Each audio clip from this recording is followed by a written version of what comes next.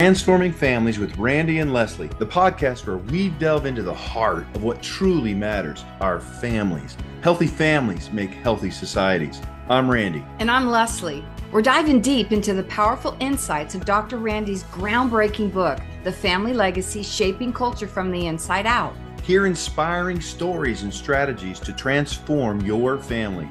We'll explore topics like communication, forgiveness, healing, parenting, marriage. We'll cover it all. We'll have provoking conversations with experts, coaches, and real-life families who are benefiting from intentional family building. This podcast isn't just about theories, it's about tools that you can implement today. We all come from families, so this podcast is for you. Join us on this incredible family journey. Subscribe now as we learn to do family as God designed. Transforming families, one episode at a time. Remember, whoever wins the family wins the culture in the end. Let's go.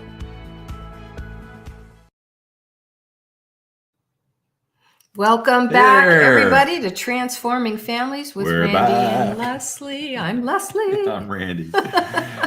We are in our series of navigating the top 10 Challenges. Thank you. The family's face. There's a lot of top 10s that we're doing. This is about family. That's specifically on family. We brought to you the last podcast, the issue of finances. And today we want to talk about bridging the gap and healing broken communication in the family. You know, poor communication is a leading factor in family conflicts, with generational gaps and busy schedules contributing to reduced meaningful dialogue. According to the Scott Free Clinic, family members may misunderstand each other or struggle to express needs and feelings openly, and it leads to resentment and arguments. Yeah. Emphasize arguments. And resentment. Yeah. So we're going to talk about what does broken communication actually look like? Because I want to make sure that we're all talking to, people that understand what we mean here. And then what's the cause of that, really, the root cause?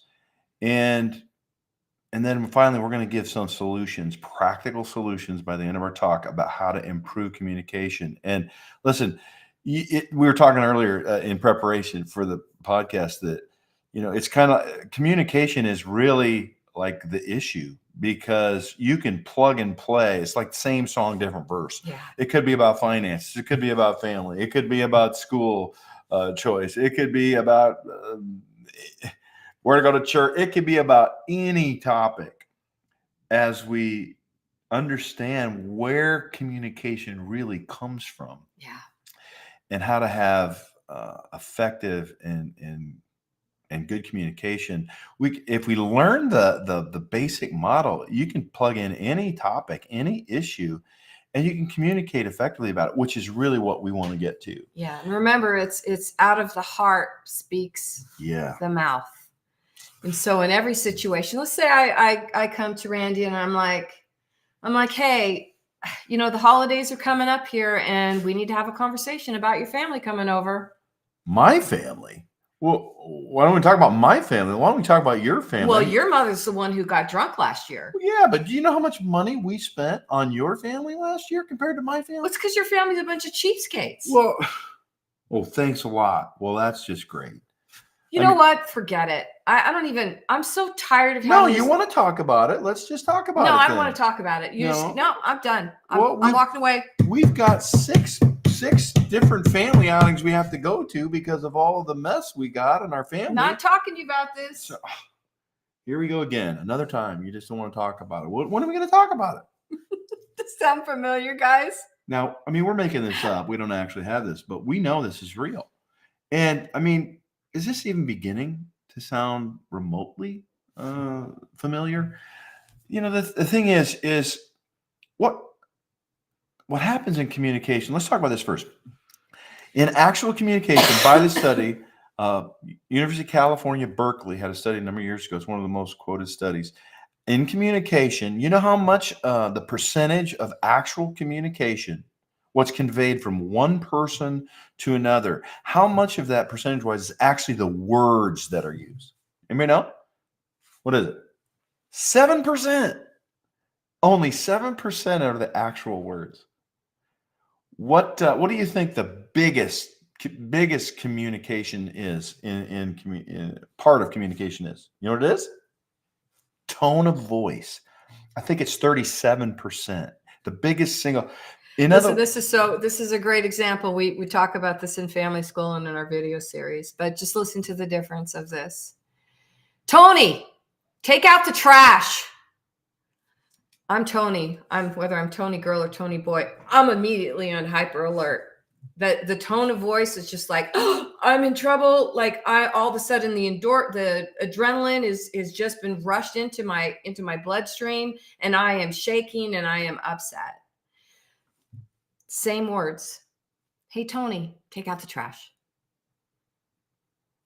Like, you can feel this. Some of you, I know this, like, oh, this brings back some early trauma when the tone of voice that people speak to us in, and especially if we experience a lot of trauma in our childhood, if we were yelled at a lot, if we weren't listened to, if we were belittled, bullied, if we were condescended to, if we were bullied, if we were controlled. Yeah. And this is important. I just want you to take this notice. If you experience that in your family of origin, your childhood, and those things have not been healed, they're still down here in your subconscious unresolved. And when somebody comes along and pokes or maybe speaks to you in a tone of voice that's elevated or harsh, it might be a 5%. Or 5 cent, I think is what you called it, offense. Like they could have said that in a nicer tone, but that 95% that's down here, that's unresolved, that hasn't actually been healed, is boom, that's what comes up. Yeah.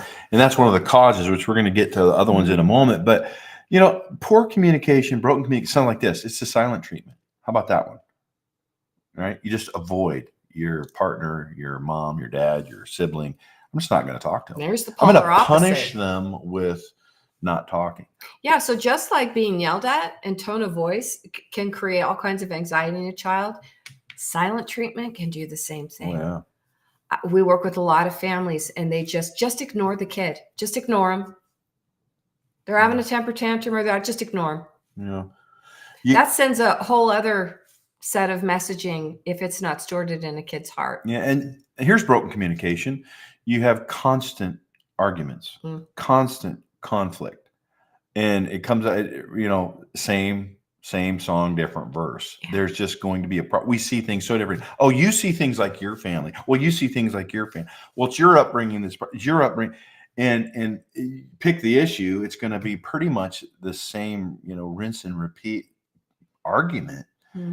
And there's a reason for that, but this is broken communication. When you talk over somebody, when you just talk louder, they're gonna understand me better if I get louder, right? Who thinks that? Then they'll understand what I'm saying. Yeah, here's another broken communication when you find just tons of assumptions. Leslie asked me a question, and all of a sudden my response is I ascribe an ill motive to her, like she's doing this on purpose. She means this in a bad way.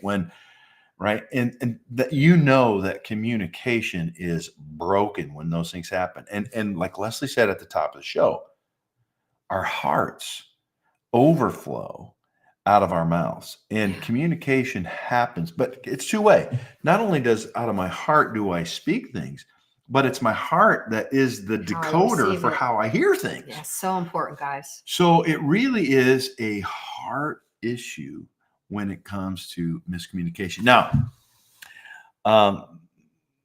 we could talk more and more about, I didn't finish this. Sorry. 7% is the words, 37% is tone of voice. And then all the nonverbal. So facial expressions, eye rolling, eye contact, and body language. Arms crossed. That's 55% total combined between those three. And so, and we have another factor that we call just the X factor, because that's already 100% if you're math inclined. And that is, we also have, because we're spiritual beings, we have a spirit that senses. If somebody's really angry, they don't have to say anything. You can feel it in the air, in the environment. And so somebody's afraid, it. Why? Well, we have this ability to discern, and that's a spiritual part of who we are. So broken communication has some terrible consequences, which we're going to talk about. But some of the causes, here we go. Number one, unspoken expectations. So we come to a conversation preloaded with expectations, and the person talking and the person listening both have expectations. And this is oversimplified, but essentially this is really true. My expectation is I want things my way. And your expectation is? Well, I want them my way. And it's the battle of my will. And we see this time and time for people that have broken communication. One of the causes is they just are selfish. I'm sorry to say it that way, but that's the straight truth. It's the simple things in life. And even when Jesus was teaching the disciples how to pray, right? Or the Lord's Prayer, we all know this. Thy will be done. Mm-hmm. Not my will, thy will. And even as believers, it's like, well, I want God's will, but I want it my way. I want it to look a certain way. That's a fact. And this is one of those basic 101 skills to exercise in our family and teach our kids. It's not wrong to have a will. God created our will and he called it good. But when our will is out of order, this is such a beautiful, I want you to hear this whole podcast because this happens in the context of conversation. And are we coming into our conversations submitted to the will of God firstly? Mm-hmm. It's not that we don't matter. Yeah. So, the expectation of my way is almost always going to result in an argument. Almost always. In an argument, we get our feelings hurt. And in an argument, there's conflict. And we do another cause, really a deep cause, is we tap into the emotional baggage that happened in our childhood. Mm-hmm. And so if I'm a child and my parents avoid all the time, their way of coping with their arguments is they avoid. I learn that you don't talk about things. Mm-hmm. And I could do a couple of things. I could say, when I grow up, I'm not going to be that way. I'm going to talk about everything. Or you could say, okay, that's really how that's the way you do it. And so we grow up and we get into relationships. We're preloaded. And if I'm in marriage and if my parents were avoiders and Leslie avoids me and doesn't want to talk about things, it pushes my button. We call it now, it's a fancy word called trigger. I'm sure you've heard it. We get triggered, right? What that means is there's a connection, a firing that's made in our heart to the emotional trauma and pain that happened that's still not resolved inside of us. Yeah. So she avoids me and I react however I chose. Either I stay away because that's how you handle it. And it causes separation and we don't ever get clear. And then it usually blows up because we're each going to go and do our own thing if we avoid and don't find agreement. Or I'm going to pursue her. I'm going to chase her. No, we're going to talk about this because this happened when I was a kid and we're going to talk. And that usually doesn't go very well either. And so there goes the cycle. And this is so important because this is really getting to where our solutions are going to go at the last part of the podcast. Mm-hmm.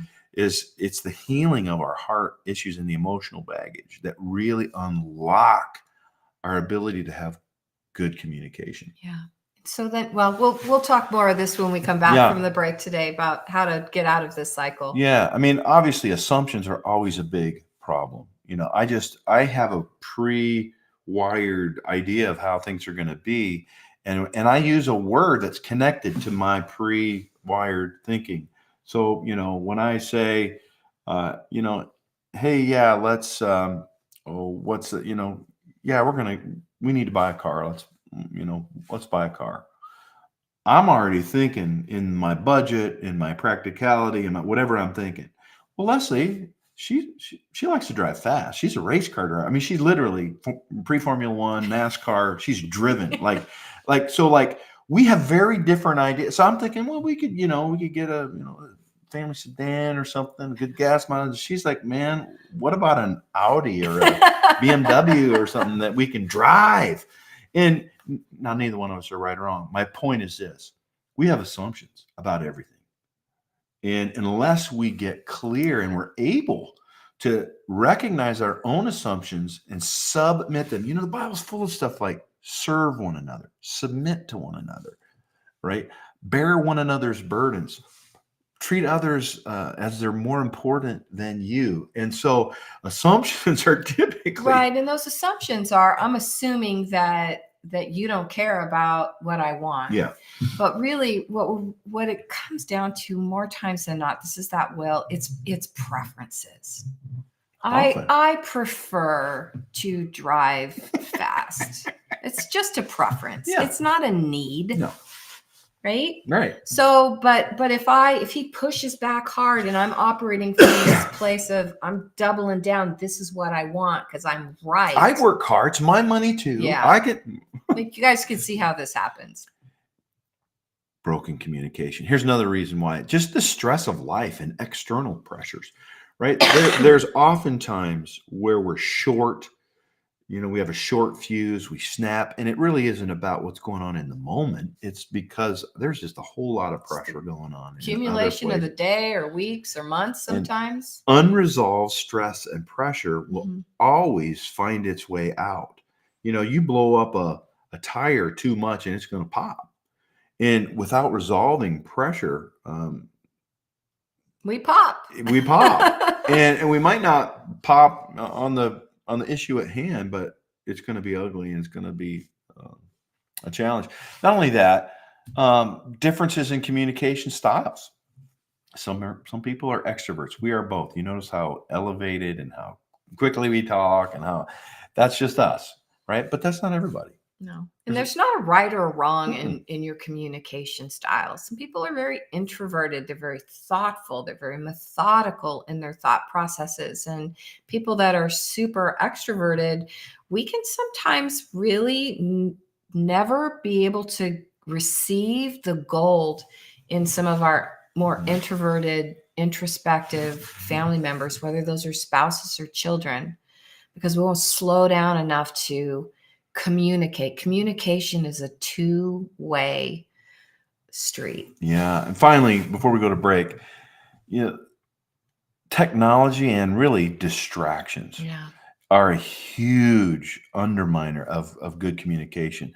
If I am distracted and I'm watching TV, if I'm on my phone, if our phones are at the table, how many times do we catch a piece or a part and our focus is really totally somewhere else? Yeah, honestly, I'm personally just being transparent. I am working on this myself because I'll be on my phone. It doesn't matter, like I'm researching or whatever. And Randy comes up and he starts talking to me and I don't shift my focus. And so I'm barely listening. I'll catch a fragment of what he says and we're learning. Did you say something? Yeah. I'm sorry, what? Can you repeat that? So we're learning, just like, okay, what's going on? This is situational awareness. And he's better now. He's like, can I talk to you about something? And I'll say, yeah, but my face is still on my phone. And he'll just wait. He's so good. He'll just wait. And then I'll eventually come to the awareness that he's not speaking. And I'll look up and he's actually waiting for me to put my phone down. And poor and broken communication, what it does is it separates us from our kids, from our spouses. It causes us not to see them, not to understand them, not to be understood. And you put a little bit of pressure and you put a little bit of life around dysfunction from our families of origin in the mix with all of that. And there's a lot of hurt feelings and a lot of avoidance and separation and conflict.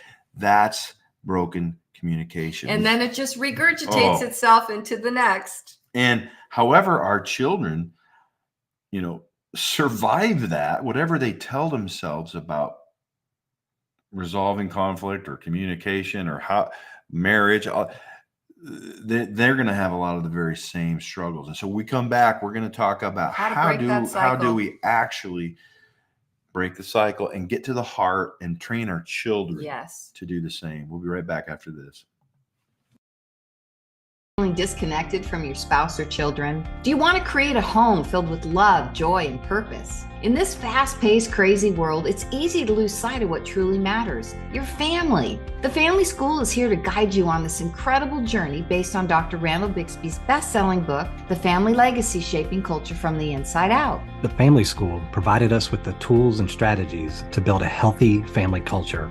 It's amazing to experience the transformation. The Family School is a game changer. Our communication has improved, along with our ability to forgive and stay connected. We now have a blueprint to raise our son and teach him how to lead his own family one day. The support and community at the Family School are incredible. We're not alone in this journey. Family School has impacted our family relationally by transforming how we interact with each other, improving our communication skills to create a safe environment for everyone to be open and fully themselves. At the Family School, you'll discover biblical strategies, practical tools, and a supportive community that will empower your family to thrive. Enroll in the Family School today and embark on a life-changing adventure. Through interactive classes, personalized coaching, and transformative resources, you'll learn practical techniques to heal, grow, and thrive as you build your family in God's design. Visit our website at www.thefamilyreformationproject.com. Start shaping your family's legacy now. Join the Family School today. Learn to do family by design. Hi, welcome back to Transforming Families. We've been talking about how to heal broken communication, and we just want to recap real quickly. These are some of the things that happens when there's broken communication. There's increased misunderstanding and conflicts. There's emotional distance. There's lack of intimacy, and this is the real key one. Over time, when that breakdown in communication happens over and over again, it erodes trust in our relationships, and family and marriage are no longer a safe place to be seen and heard because communication is not safe. Yeah. So what do we do about it? How do we fix it? Here's our stab at the solution with the Family Reformation Project. We have 6 protocols of how to do family as designed. The first place we start, when we go to family school, when we go to tribe, even a lot of times when we're coaching, the first place we start when families are struggling in this area is we go to what we call the emotional intelligence, or the EQ protocol. And you can go back in our podcast and you can see, I think there's 11 exercises, 11 tools in emotional intelligence that help us do a few things: get more aware of what's really going on in my body, in my mind, will, emotion, and in my spirit, so that I know what's going on in me. Why am I upset? What is this tone coming out of me? Why am I defensive? What is going on? Why does this bother me?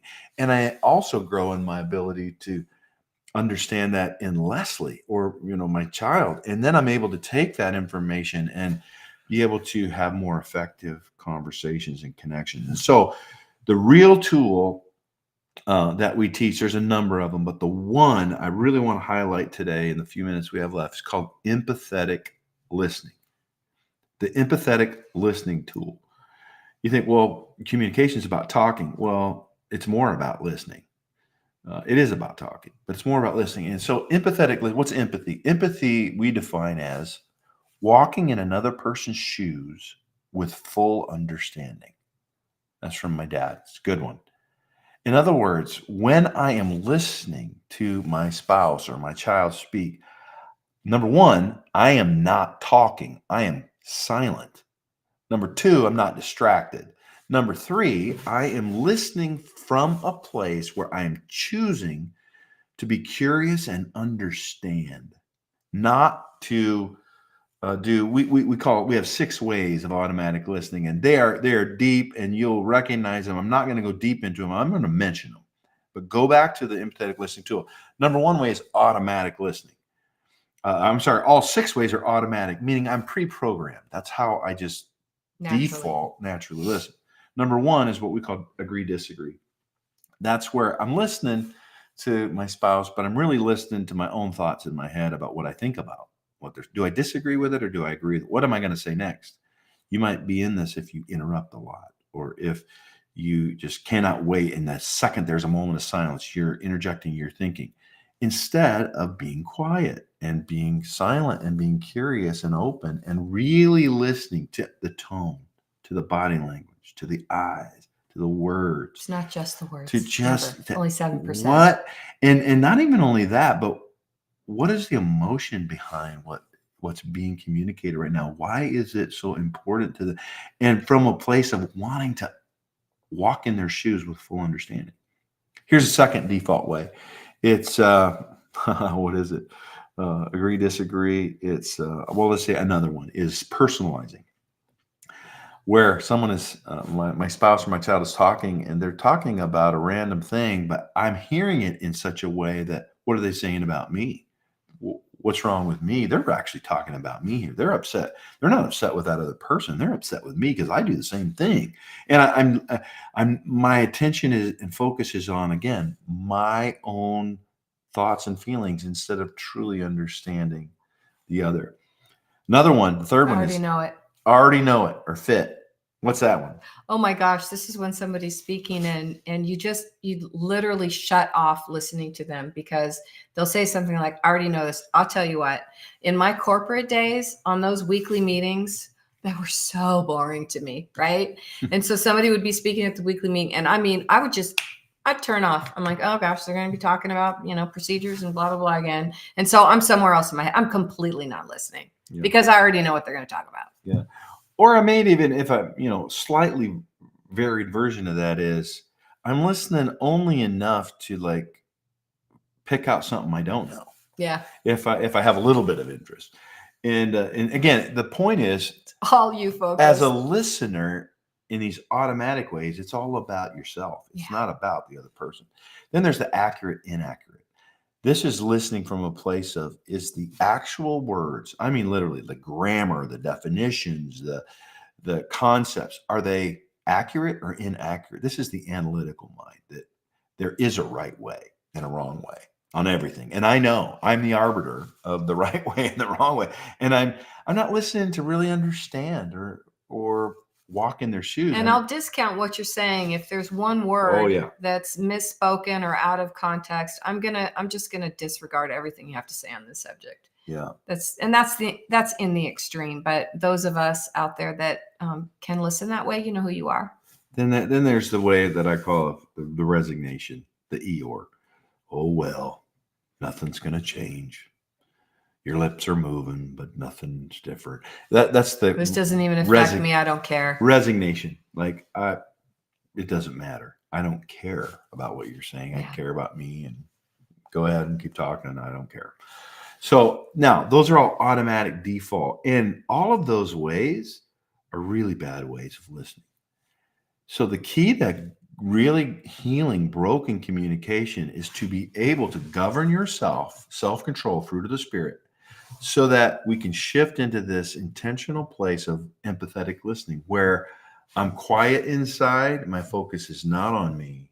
My focus is on my spouse or my son or my daughter or whoever it is I'm listening to, for the purpose of fully understanding now listen, what they're saying. That this is so true. And I get our lives are busy, but I want you to just take a breath in a moment here.